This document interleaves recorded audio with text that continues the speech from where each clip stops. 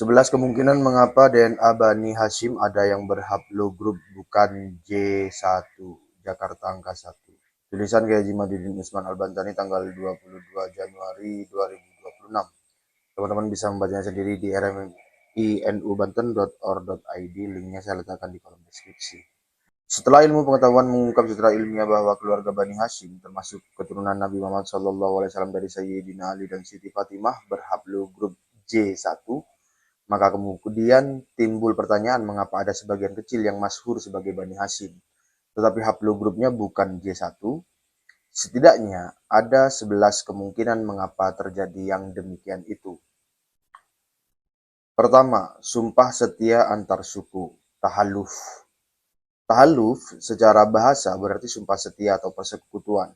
Dalam konteks sejarah suku-suku, khususnya di tanah Arab, tahalluf adalah kesepakatan formal antara dua kabilah atau lebih untuk saling melindungi, membantu dalam perang, dan bekerja sama dalam urusan sosial politik. Tahalluf memberikan perlindungan bagi suku kecil agar tidak diganggu oleh suku besar. Tahalluf bukan sekedar janji lisan, melainkan sumpah setia yang biasanya dilakukan di depan Ka'bah atau tempat yang dianggap sakral. Terkadang tahalluf juga disempurnakan dengan mencelupkan tangan ke dalam parfum, seperti dalam Hilf al-Mutayyibin, sumpah setia orang-orang dengan minyak wangi, atau menyembelih hewan dan menyentuh darahnya sebagai simbol bahwa darah kami adalah darah kalian. Dalam sejarah ada beberapa tahalluf yang terkenal, diantaranya Hilful Fudul, sumpah kebajikan, salah satu aliansi paling terkenal di Mekah yang diikuti oleh Nabi Muhammad SAW sebelum masa kenabian.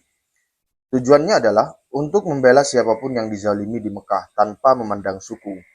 Suku Aus dan Khazraj juga sering melakukan tahalluf sebelum masa Islam dengan suku-suku Yahudi, seperti Bani Quraisyah dan Bani Nazir, untuk memperkuat posisi mereka dalam perang saudara. Piagam Madinah merupakan bentuk tahalluf tingkat tinggi yang diprakarsai Nabi Muhammad SAW, yang menyatukan berbagai kabilah, Muslim, Yahudi, dan lainnya menjadi satu umat demi pertahanan kota Madinah. Piagam Madinah ini adalah bentuk tahalluf yang revolusioner yang melampaui zamannya. Biasanya tahalluf hanya berdasarkan ikatan antar suku yang memiliki kesamaan kepentingan atau kedekatan nasab. Sementara tahalluf dalam Piagam Madinah menyatukan kelompok yang berbeda agama dan suku menjadi satu kesatuan politik yang disebut ummah. Di sini, ummah bertindak sebagai satu aliansi besar yang melampaui batas-batas kabilah. Tahalluf di kemudian hari terkadang melahirkan ikatan nasab buatan. Suku yang bersekutu mulai dianggap sebagai satu kesatuan besar, seolah-olah mereka memiliki ikatan nasab yang sama. Aliansi yang bersifat relatif lama-kelamaan menjadi asimilasi suku yang kuat. Suku kecil terserap ke dalam suku yang besar dan mengadopsi namanya. Seiring waktu, nama aslinya menghilang. Oleh karena itu, mungkin saja suatu suku Arab atau non-Arab dari haplogrup lain seperti O. Oscar, J. 2, Jakarta angka 2, E. Eko, R. Romeo, Q. Queen bersekutu dengan suku Bani Hashim dan bergabung dengannya, sehingga yang bukan Bani Hashim kemudian disebut sebagai Hashimi. Kedua, keturunan jalur ibu dari Bani Hashim. Sudah umum diketahui bahwa para jumhur ulama berpendapat bahwa hak atas humus, harta rampasan perang bagian untuk Bani Hashim, terbatas pada keturunan garis ayah. Namun, ada ulama yang mempunyai pendapat yang berbeda. Jalur ibu pun bisa mendapatkan humus. Di beberapa wilayah kekuasaan masa lalu, ada yang memberikan humus juga kepada keturunan jalur ibu. Hal ini mungkin menyebabkan untuk waktu selanjutnya, di antara generasi keturunan jalur ibu secara keliru dianggap sebagai keturunan Hashim melalui garis ayah.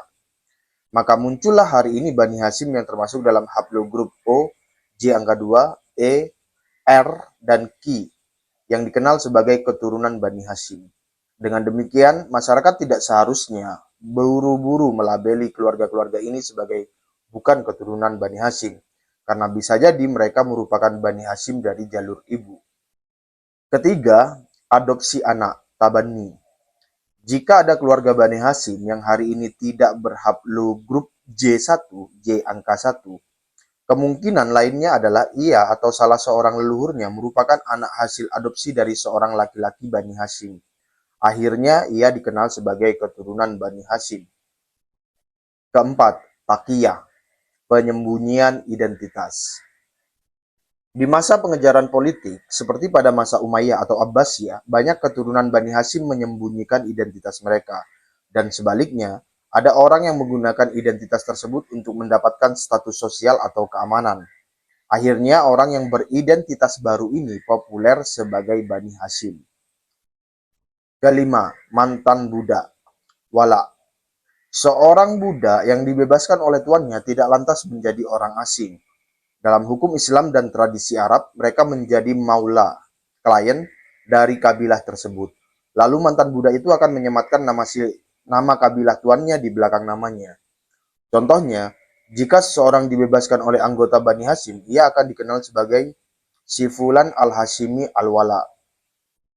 Setelah beberapa generasi, sebutan al-Wala seringkali hilang dalam catatan lisan atau tertulis, sehingga keturunan mereka hanya dikenal sebagai bagian dari kabilah tersebut. Secara sosial, mereka dianggap Bani Hashim. Namun secara biologis, DNA kromosom Y, mereka membawa genetik asli leluhur mereka. Keenam, mempunyai guru Bani Hashim, Masihah. Murid-murid dari seorang tokoh besar Bani Hashim terkadang mengambil nama gurunya sebagai bentuk penghormatan, yang setelah beberapa generasi kemudian oleh pengikutnya dianggap sebagai garis keturunan biologis. Ketujuh, persaingan antar golongan, al-munafasah bainal firaq. Suatu kelompok apabila kelompok keagamaan akan mempunyai prestis tersendiri jika pemimpinnya memiliki jalur keturunan langsung kepada Nabi Muhammad SAW. Akhirnya, pengikut ini dengan sengaja menyambungkan silsilah pemimpinnya kepada Nabi Muhammad SAW. Kedelapan, kesalahan identitas, khoto' al-huwiyah.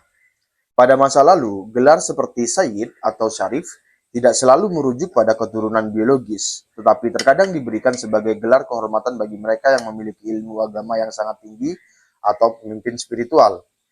Di beberapa komunitas di Asia Tengah atau anak benua India, seorang guru besar agama sering disebut dengan gelar-gelar yang identik dengan Bani Hashim. Setelah beberapa generasi, keturunan mereka menganggap gelar tersebut sebagai bukti nasab biologis, padahal leluhur aslinya berasal dari etnis lokal. Kesembilan, kesalahan reportase sejarawan, khoto' al-kitabah. Selama 1400 tahun, catatan silsilah berpindah tangan, disalin ulang dan dibawa melintasi benua. Banyak nama dalam bahasa Arab yang serupa, seperti Hasan, Husain, Ali. Kesalahan sejarawan dalam mencatat satu nama saja pada 500 tahun yang lalu dapat menghubungkan sebuah keluarga dengan silsilah yang salah sama sekali. Kesepuluh, klaim sepihak, al-iltisak.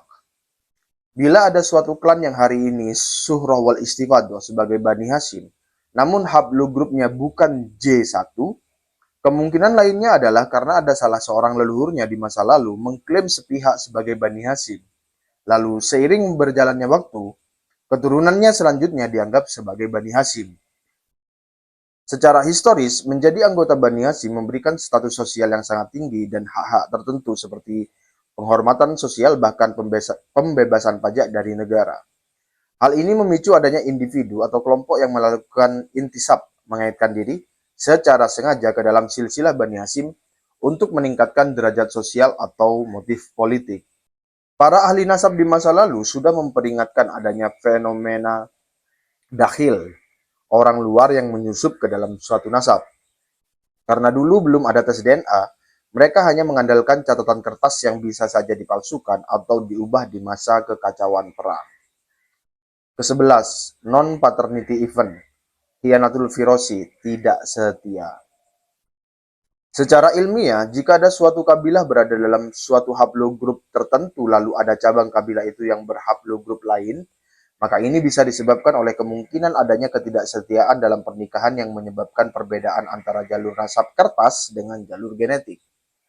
Kita harus berlindung kepada Allah Subhanahu wa Ta'ala untuk sampai mengarah kepada faktor ke-11 ini untuk keluarga Bani Hashim, apalagi keluarga suci Rasulullah Shallallahu Alaihi Wasallam. Kemungkinan-kemungkinan lain yang telah disebutkan di atas adalah yang harus kita yakini. Maka agar kita mendapatkan keselamatan dari mengarah kepada faktor ke-11 ini, kita harus meyakini bahwa jika ada suatu kabilah yang mengaku sebagai keturunan Nabi Muhammad Shallallahu Alaihi Wasallam, Namun haplogrupnya bukan J1, bahwa mereka bukan keturunan jalur laki-laki Nabi Muhammad SAW. Untuk selanjutnya, baru dilakukan penelitian lanjutan apakah mereka ada keterkaitan nasab dengan Rasulullah baik dari jalur ibu maupun dari faktor lainnya. Penulis Kiai Haji Madudin Usman Al-Bantani. Terima kasih. Assalamualaikum warahmatullahi wabarakatuh.